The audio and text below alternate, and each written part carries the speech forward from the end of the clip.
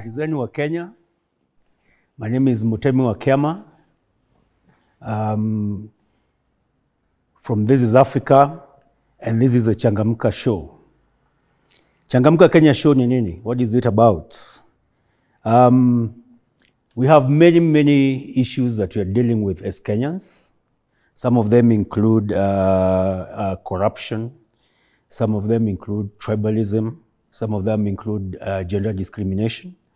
And of course, the elephant in the room, which is young people who don't have opportunities or jobs. And you have an economy that is not creating jobs and opportunities for young people. And what we're trying to do with the Changamka show is look at these issues that have bedeviled us since independence from a fresh perspective and from a different perspective, trying to reframe them so that we start trying to address what those who have come before us seem to have been unable to address. And so welcome to the Changamka show. We hope to have a very engaging conversation. We have very exciting and knowledgeable panelists among us. We have an audience that is also very fresh, very seized on these matters. This is an audience of people who are involved within their communities in matters of justice, seeking justice, ensuring that there's social justice within the communities that they live and work in. And we hope that the rest of you can join us in this quest to change this narrative. So this show today is about tribalism. Previously, we spoke about corruption and systemic corruption and extraction and where the Kenyan state came from. So now we are going further to how that colonial state was able to subjugate our forefathers and how up to date the systems that it's created are still further dividing us and keeping us in the state of poverty, injustice, inequality, indignity. I'm going to ask our panelists to introduce themselves. We will start with Darius. Please introduce yourself. Hi, hello everyone. My name is Darius Ocala. I'm a writer and a researcher focusing mainly on issues of economics. Thank you, Darius. Nelmo. My name is Nelson Munyiri, but better known as Nel Munisong. I'm a recording and performing artist and also run a youth art center in Mukuru.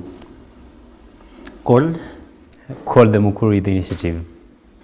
Yes, that's Nelmo. Yeah. Jacob? My name is Jacob Opara. I'm a research and development consultant, but also an active citizen interested in public discourses of this nature. Thank you. Thank you, Jacob. Babu? Yes, my name is Babu Ayindo, storyteller, teacher, and a peace builder. What do you teach? Many things, arts, peace building. You will tell us. Yes. And last but not least, we have Maalim. My name is Ahmed Maalim. I am a community rights champion with a background of law. That makes me a lawyer. Thank you. Wakili, nikishika utani represent? Definitely. Labda tutashikwa pamoja. Thank you. So I'm going to ask one question, which is going to be a guiding question to the panelists, and each panelist will have about 5 minutes to respond to it, and then that will guide our conversation as we move forward. Then the follow-up questions will come from there. So I'm going to ask this question: what is tribalism, or negative ethnicity, as some people call it? And other offshoots of it are nepotism. And what is its genesis? Where did it come from? How did it start? How did we get here, you know? So that the idea is we need to know where we are coming from to know where we are and where we are going. So that's the reason for that question. I don't know who will respond first to this question. Jacob? In my considered view, there could be variations of the academic or working definitions of tribalism and nepotism. and I'm sure the panelists will share into it. But for me, I think the root cause or the basis of tribalism is anchored on the fact that people have different cultural backgrounds in a very fundamental way. So that one is born in a certain tribe or certain culture, which most of us have nothing to do with it. You don't determine where you're born. And then then ethnicity for me also is along those lines, that the origins of our cultural differences then make us born in different societies. And then nepotism then is a preference for people or individuals from your respective ethnic background when you're having opportunities or engagements with them. But more substantially, what is intriguing for me is the question you asked about the history of tribalism and nepotism.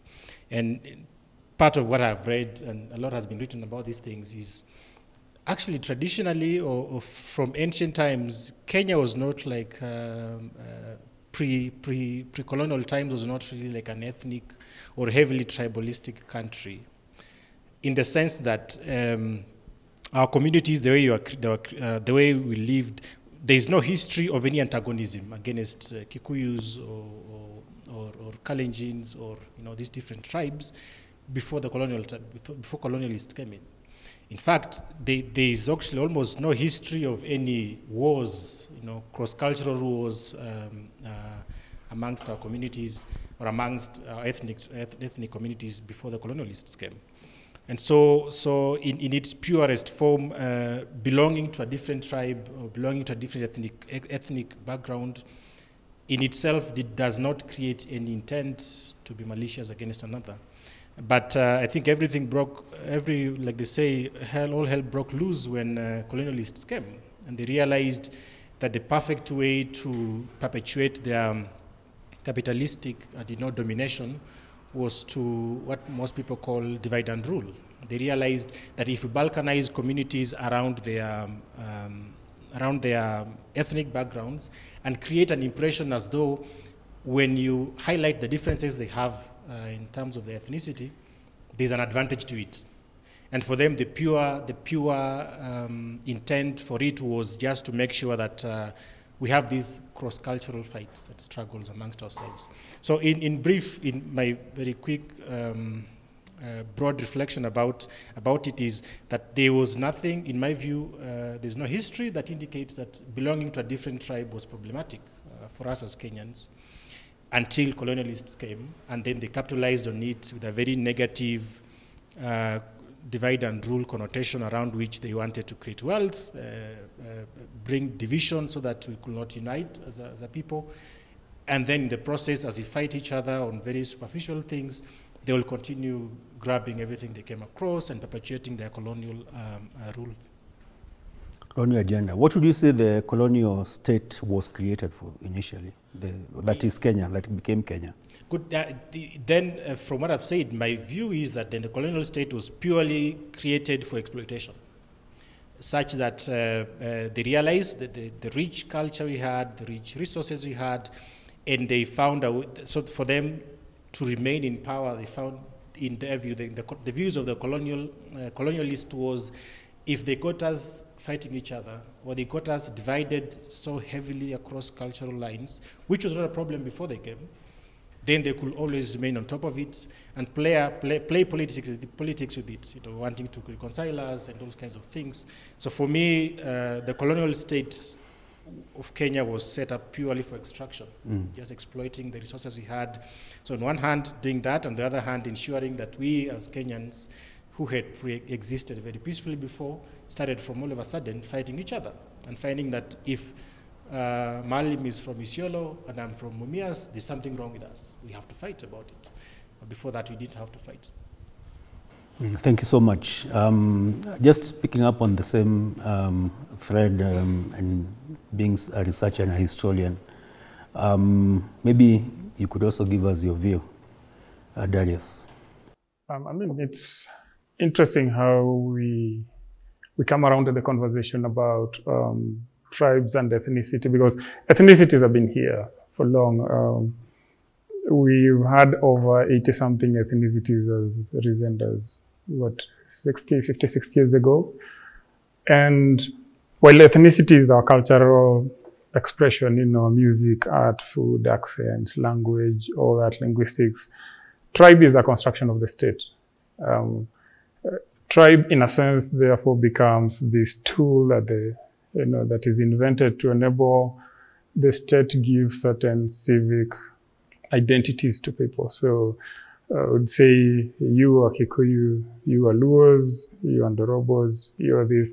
And that creates a big challenge for certain groups within society. So for example, if the state decides which community becomes a tribe or not, then what happens to those that choose to are not in favor of the state? So for example, the Nubians are still fighting for their recognition.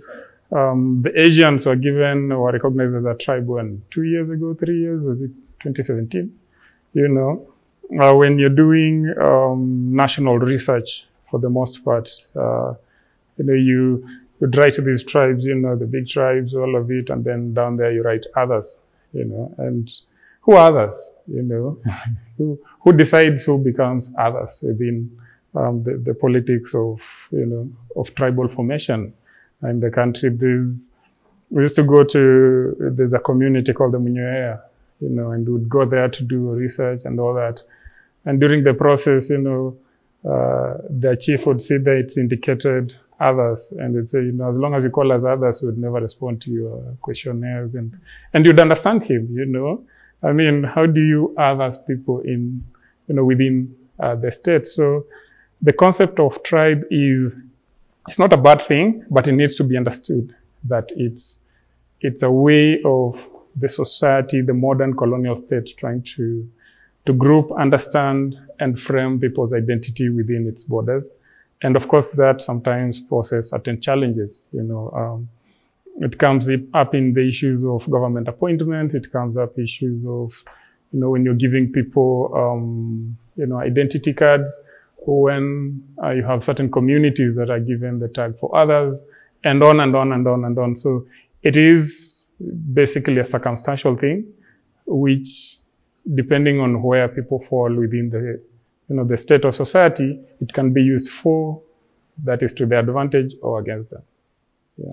When you talk about the state constructing tribes, I guess you're starting with the colonial state.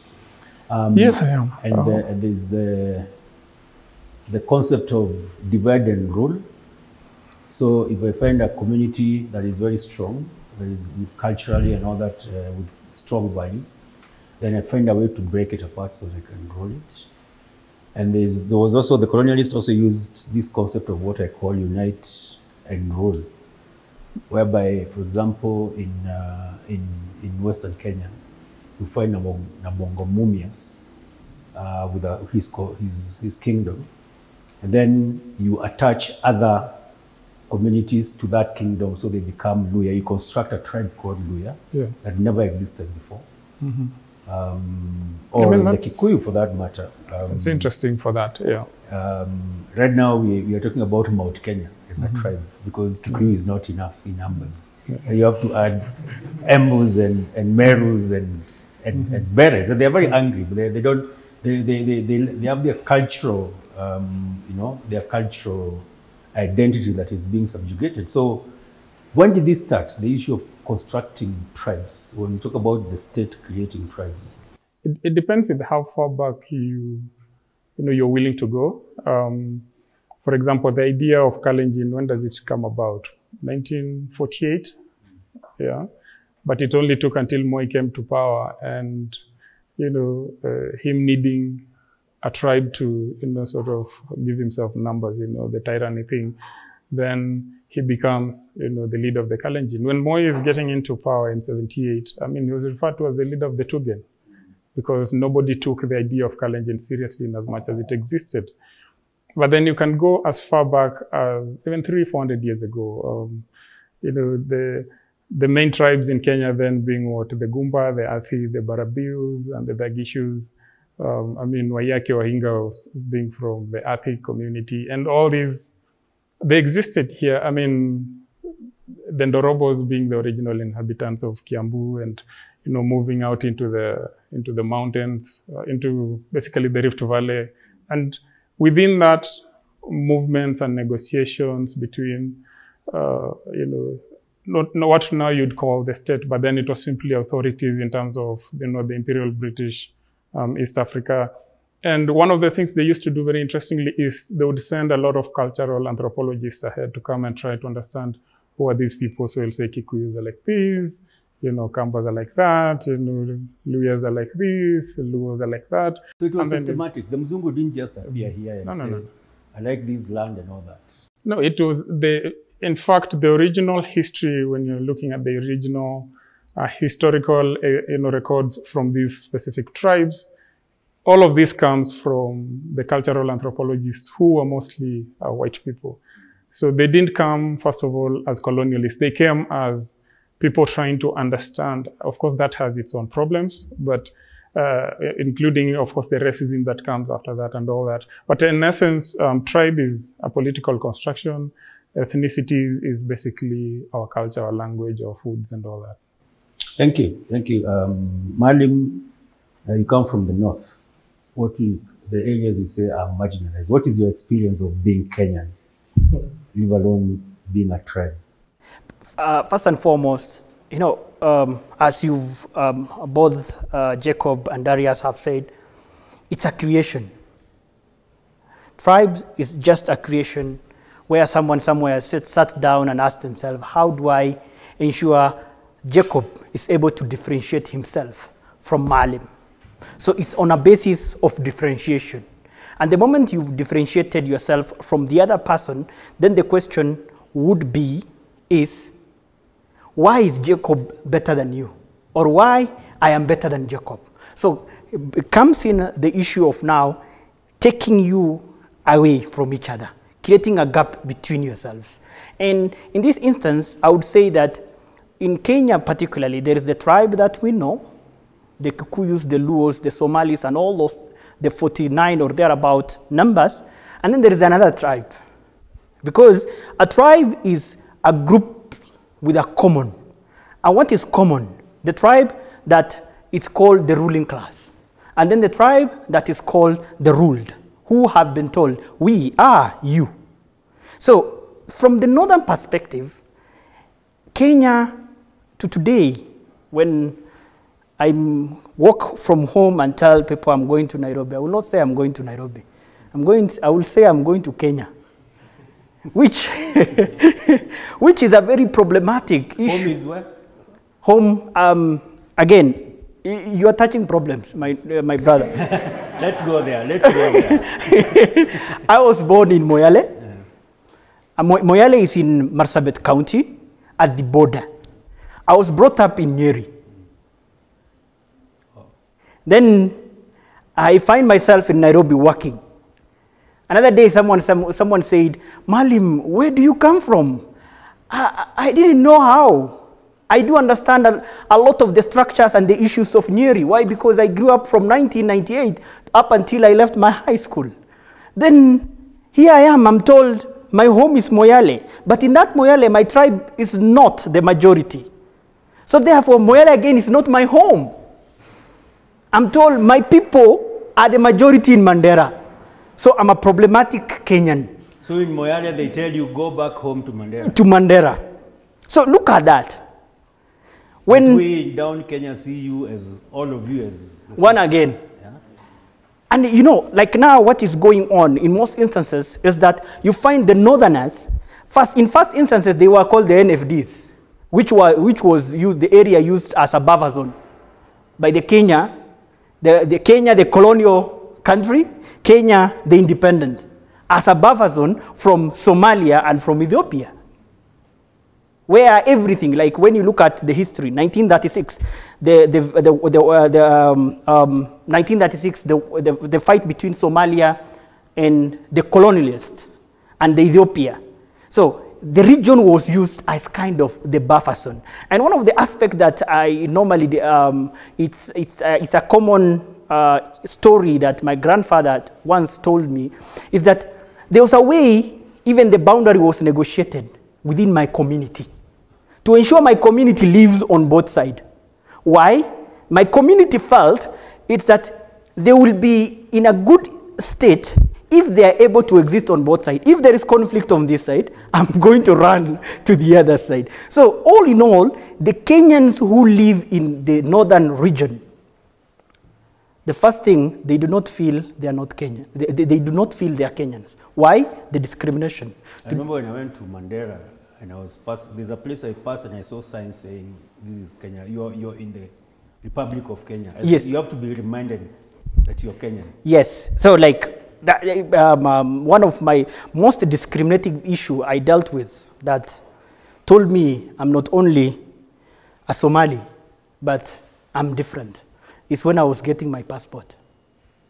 So I go, an innocent Kenyan who just left high school, makes the normal application, and then I'm told, you're supposed to be interviewed differently from the rest.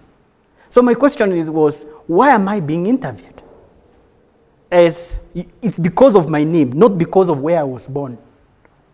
You grew up in Nyeri? Yes, I grew up in Nyeri. As you're going to get your passport, you're told you have to bring your grandmother's birth certificate. Yes, and I learned Kikuyu as one of my first languages, but not my mother tongue. My mother tongue I came to learn thereafter.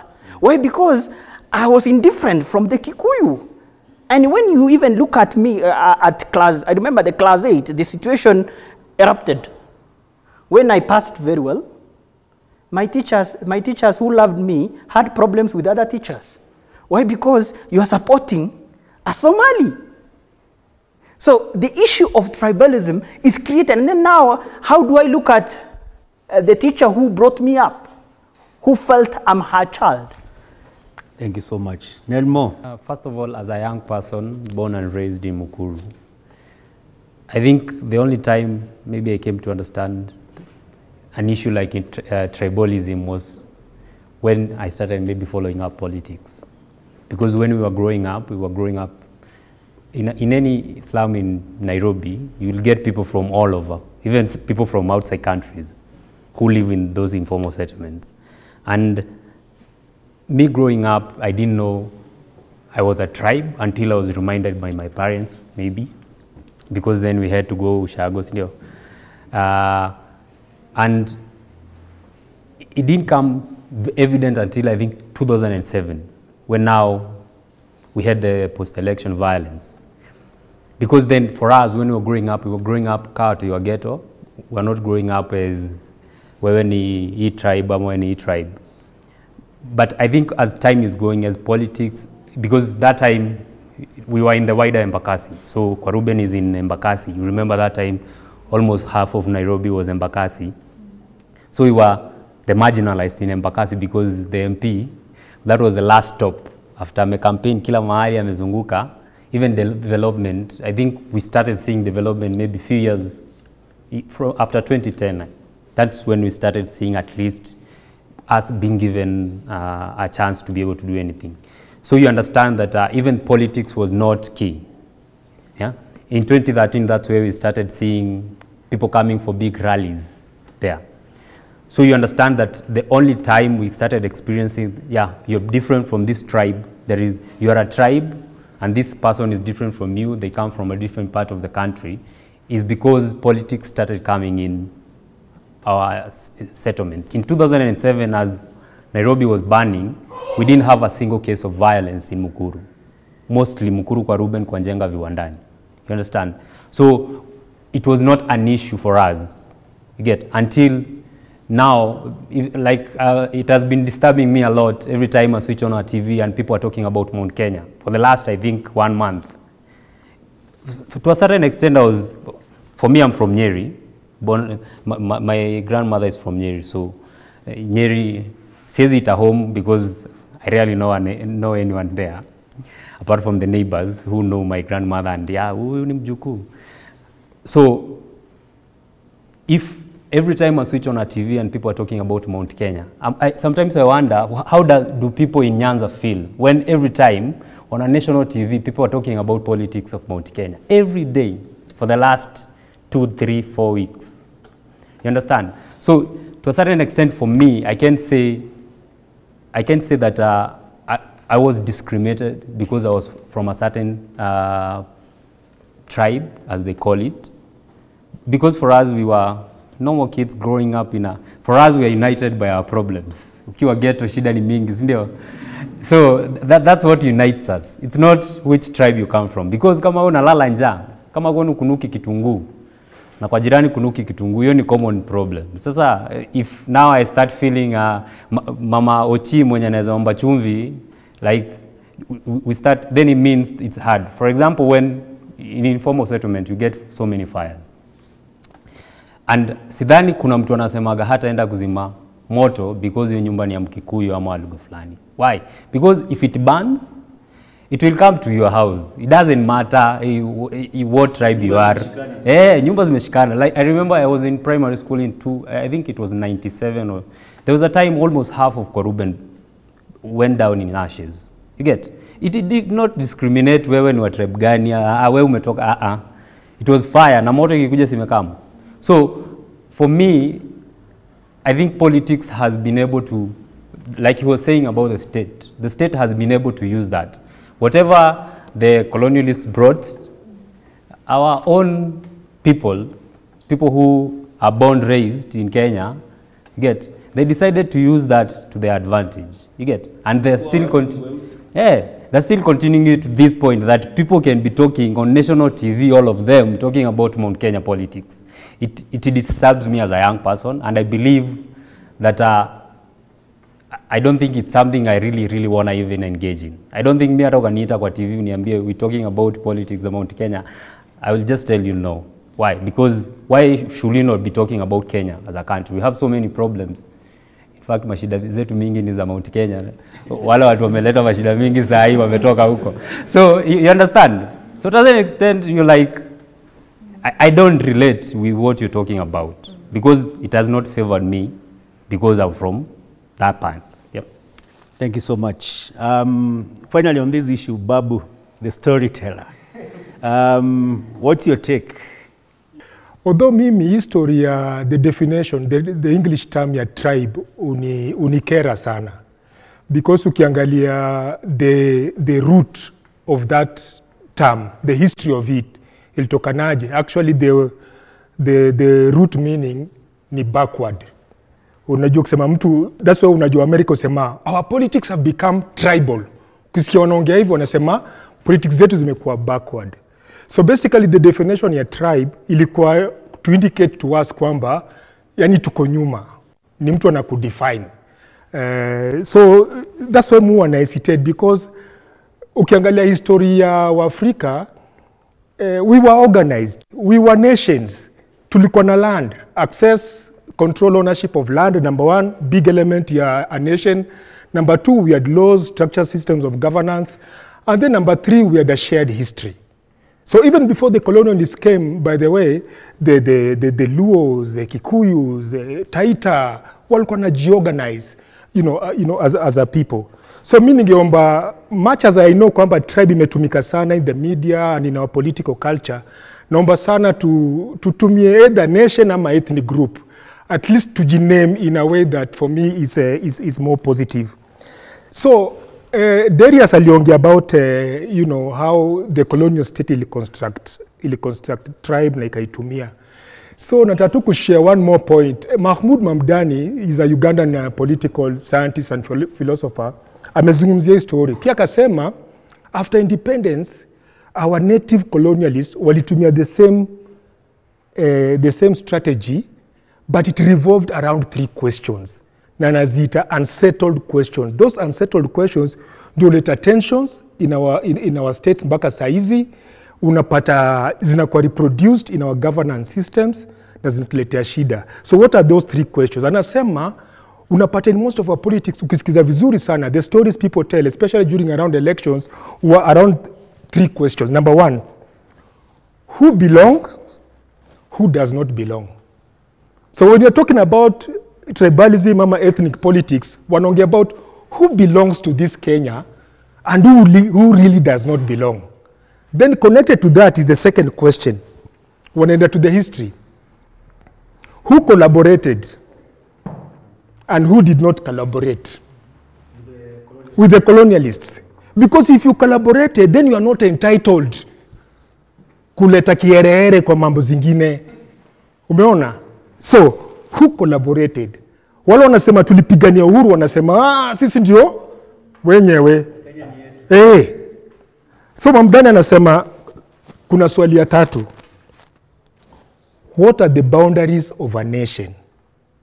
Mipaka yetu iko wapi? Who is in and who is out? Now, hii question, ukiangalia now in terms of a devolved government, is very interesting. Juu kena kwa county, unapata the same question is there. What are the boundaries of this county? Is it county 47?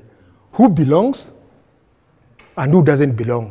Unapata hata kama wewe ni mjaka in certain counties, unaambiwa pana, unajua wewe ni mluo kutoka sijui wapi, so mambo ya siasa usiingilie hapa. Sijui kama mnanielewa. So those three questions ukiziangalia unapata zimekuwa reproduced in our political culture. So those are my initial response. Thank you so much for that. With that, we'd like to ask the members of the audience whether anyone has a comment or a question so far. Thank you so much. My name is Joymala. I am a researcher, writer, and a podcaster. So I like the views that have been represented. I'd just like to point out that there's also the big role that media plays in perpetrating tribalism, because they are the main medium that all these bodies, people, states use to make sure that it's ingrained in us that we are different, that kuna sisi na kuna hao. Yeah. The othering, yeah? Yes. Thank you. Thank you. Anyone else? From the way I see it, tribalism can be, described from two sources. One being geographical differences, that is location, and the second one being we humans have a thing for going for things that we are familiar with. So I'd term it as familiarity. Just as everyone believes their mother is the best cook, I believe tribalism comes from the same angle still, because you as a Kamba, you as a Kikuyu, you as a Luo, when you have an opportunity and you want to give it to somebody else, you'll mostly go to the grounds that you're most familiar with, I'm a Kikuyu, so I don't know Kambas, I don't know Luos, so I don't know how they do their things, I don't know how they produce, I don't know how they do farming, I don't know how they think, I don't know everything, literally I don't know the first thing about Luos, So when you want to give out that opportunity, all your senses will go for what you're familiar with, You'll go for that Kikuyu because you're also a Kikuyu. If that does not suffice, you'll go for geographical, the geographical location, as in that is what you'll use. You see, and that brings a different problem altogether. You see, the way, for example, Ali will reason from northern Kenya. It's not the same person somebody from Mount Kenya will reason, because they have different problems and different motives.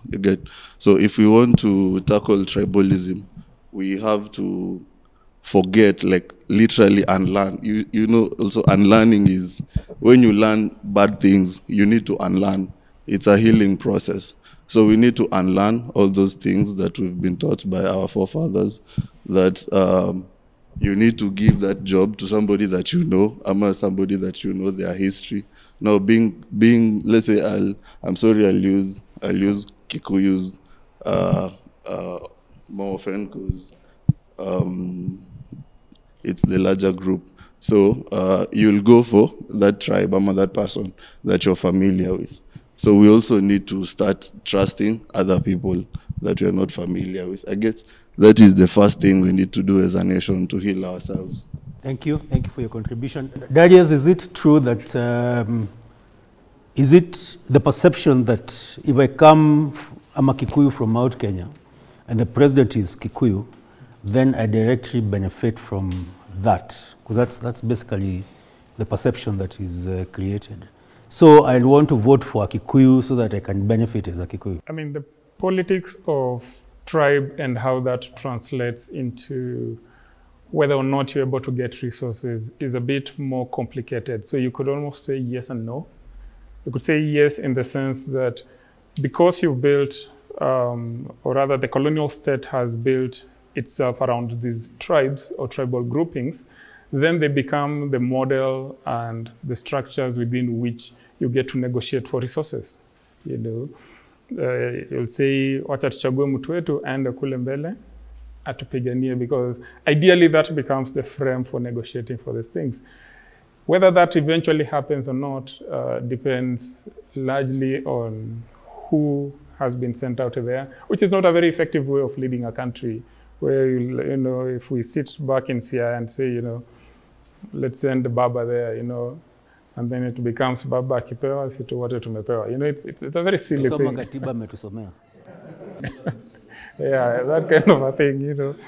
So it doesn't work. It's not an effective model of, you know, negotiating for resources within a state.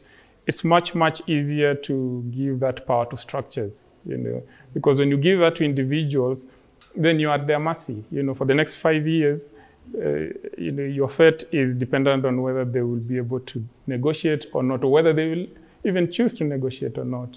So it's not an effective way of going about it. It's a very imperfect tool that the colonial state has put in the hands of tribes, but most often doesn't work. If you look at the last almost 20 years, we had 10 years of Kibaki and then 10 years of Uhuru, both from Mount Kenya.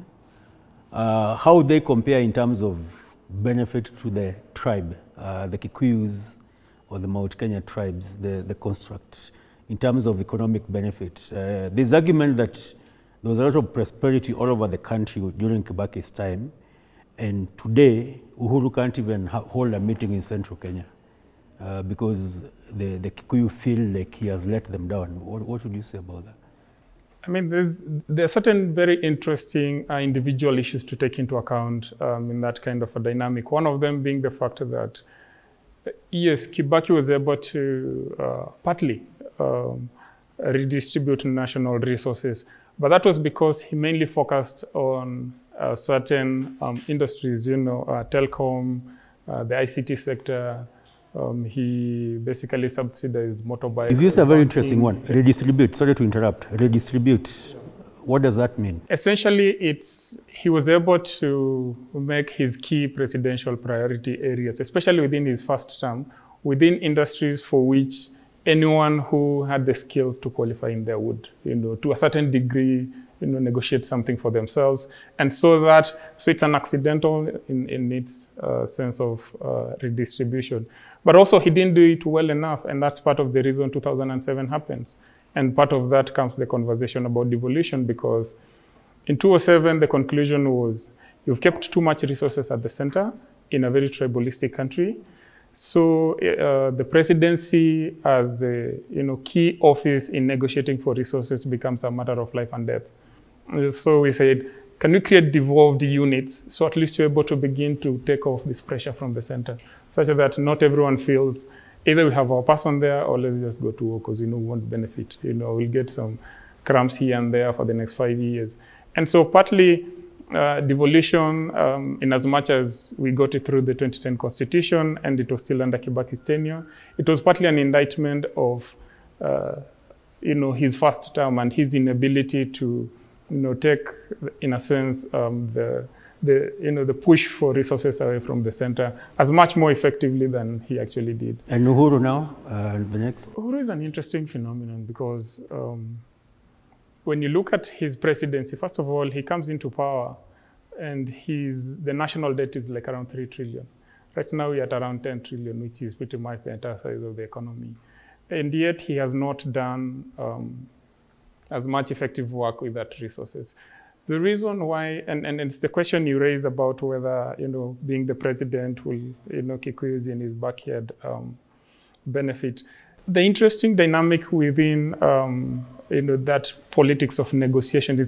You're dealing with both tribe and class, that there's a middle class, and because of how Kenya is structured, I mean, when you put Nairobi, Kiambu, let's say Murang'a and Nyeri, and within basically Nairobi and its environs, that's almost 30% of the Kenyan economy. Of course, 21% is in Nairobi. And so that geographical proximity creates a certain, a landed middle class, which is predominantly Kikuyu. It's accidental that it's Kikuyu. Well, the Wazungus, after the Lancaster Conference, wanted to frame it that way because they needed a buffer against the rest of the tribes. So they decided we'll create a small clique of, not Kikuyu as a tribe, but a certain clique within them who will protect us from basically the masses, including the Kikuyus who didn't have as much money as, so they were being used as a tool, as a buffer. Create a tribe within a tribe. Yeah, so it's a class-based tribe within an ethnicity-based tribe. So it's a very interesting frame that they create there. So part of the drama Uhuru is having right now is because he's destroyed that class-based tribe, that the Wazungus that left to his father, and Moi took over, and Kibaki had it. Of course, it expanded a bit, but not enough. So his problem is not so much that he's not able to hold even a rally in his backyard, meaning that he is facing rebellion from his entire community. It's because there's a certain class that he's messed up that has always acted as a very useful buffer for anyone who's a president, given the geographical distribution of resources and tribe in this country. Thank you so much. Surprise, surprise, we've already done 45 minutes. Let's clap for everyone, ourselves. Jambo Africa, thank you for watching the Changamka show. To catch more videos like this one, please subscribe to our YouTube channel down there, hit that button, and follow us on Facebook, Twitter, and Instagram.